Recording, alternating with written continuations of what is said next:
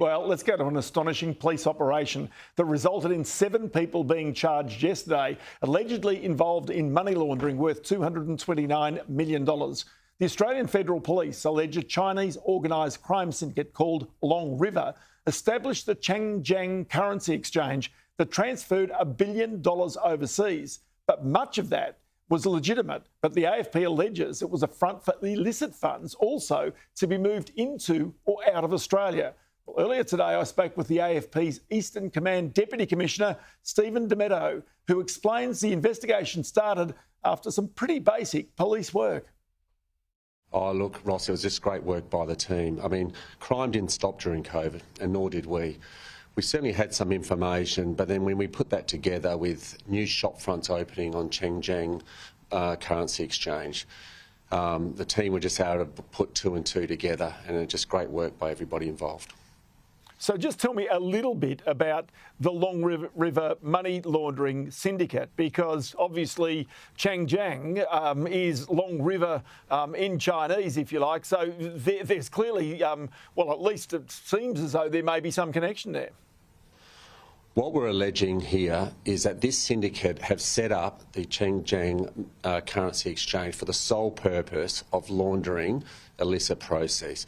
But as you've said, Ross, they did it in a real sophisticated way. They set up real shop fronts. There was 12 across the country moving legitimate money and legitimate business.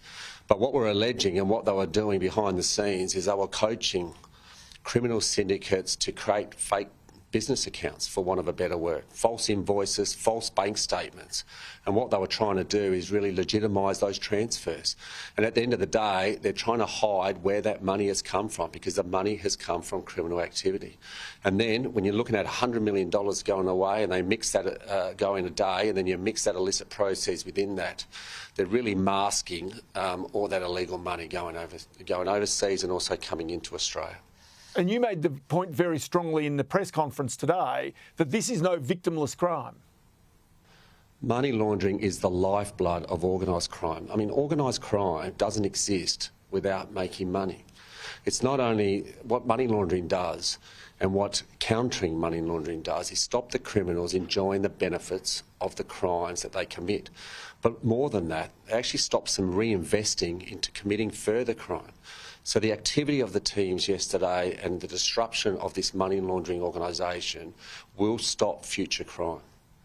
And you make the observation that this investigation is not over, so I presume you now follow the money to see what sort of criminal endeavours were being funded as a result of this money laundering. These investigations are always continuing. We certainly went after the head of this money laundering organisation, and we've cut the head off this money laundering organisation. But it continues. There was a lot of material seized yesterday, and that will take time to go through. And I certainly do not rule out future arrests in this matter. OK, so 7 people have been arrested and charged over this. They're all Melbourne-based, and yet this organisation had 12 shop fronts right around Australia.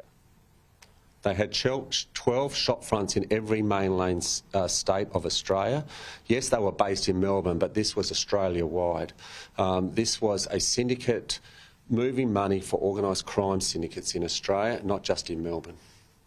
So you have had AUSTRAC, your own resources, but even the US Department of Homeland Security investigations involved in this. So it does give some indication that clearly there is an international aspect of this investigation. Well, money's moving in and out of Australia, but the Department of Homeland Security, the US Department, is a permanent member of Task Force Avarice. And so Task Force Avarice, its key aim is to go after the high-level money launderers in Australia. And money laundering is doesn't stop at the border. It is a global crime. And both us and our US colleagues, we really want to protect the integrity of money transfers and of our financial system. And at this point, do you have any sense of the types of criminal organisations or criminal endeavours that were being financed by this money laundering?